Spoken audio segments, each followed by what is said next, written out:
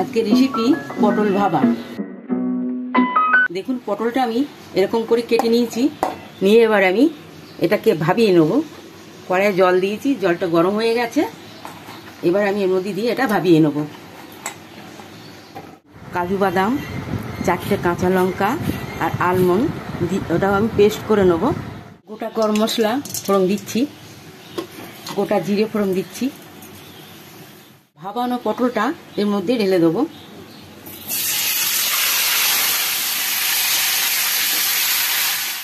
এবার 4টে কাঁচা লঙ্কা মাঝখান থেকে চিড়ে আমি এর মধ্যে দিয়ে দিচ্ছি। হলুদ গুঁড়ো দিয়ে দিচ্ছি, লবণ দিয়ে দিলাম। আলমন্ড পেস্ট করে নিয়েছি, এটা আমি এবার পটলের মধ্যে দিয়ে দিচ্ছি। কাজু বাদামের পেস্ট এর মধ্যে দিয়ে দিচ্ছি। এবার লঙ্কার গুঁড়ো, সর্ষের তেল দিয়ে এটা আমি ভালো করে মিশিয়ে নিয়েছি। কালার করার জন্য এটা এর মধ্যে দিয়ে দিচ্ছি।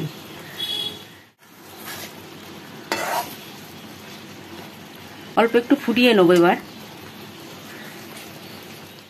আমার পটল ভাবা রান্না হয়ে গেছে, এবার আমি নামিয়ে নিচ্ছি।